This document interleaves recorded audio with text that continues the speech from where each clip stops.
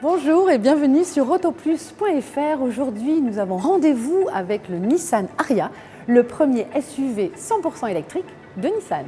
Alors, contrairement à ce qu'on pourrait penser, il ne s'agit pas d'un concept car ou d'un show car, il s'agit bien du modèle de série, mais c'est vrai qu'il est assez spectaculaire, notamment avec cette calandre qui va le différencier des modèles thermiques de la marque. La calandre vraiment est inédite, elle est très large avec une très grande ouverture en V, le V spécifique des modèles Nissan, et puis elle est encadrée ici avec ses feux de jour en forme d'aile. Et quand on se rapproche, on se rend compte que cette calandre a été travaillée avec des petits motifs traditionnels japonais. Ça aussi, c'est vraiment spectaculaire. Il s'agit d'un modèle familial. Pour les dimensions, elles sont assez proches d'un X-Trail par exemple. Il est juste 9 cm plus court et puis il est aussi plus bas et quand même plus large. Mais ce qu'on remarque tout de suite, c'est cette ligne de crossover coupée ici avec une belle ligne de toit plongeante qui lui apporte énormément de style.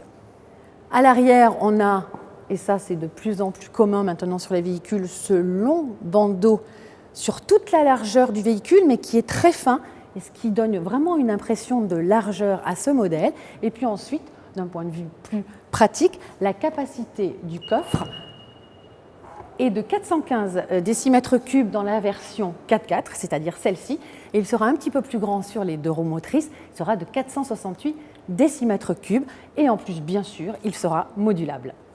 Alors à bord, l'ambiance est vraiment très épurée, très zen. Il y a juste cette grande dalle ici numérique qui comprend deux écrans de 31 cm et 12,3 pouces environ. Et puis ensuite, très peu de boutons, mais des boutons utiles. Ici, la grosse molette pour le volume. Et un petit détail que moi j'aime vraiment beaucoup, c'est ici là sur le bois. Comme si c'était gravé, on a les petites commandes justement pour le chauffage, la ventilation, etc.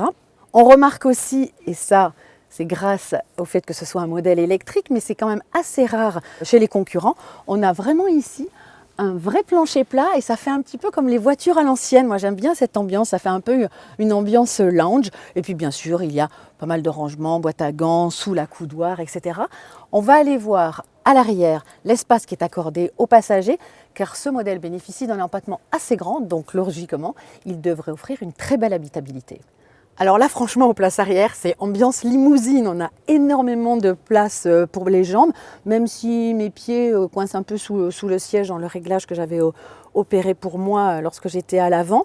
Mais on a vraiment une sensation d'espace. Bien sûr, on bénéficie, comme à l'avant d'ailleurs, du plancher plat.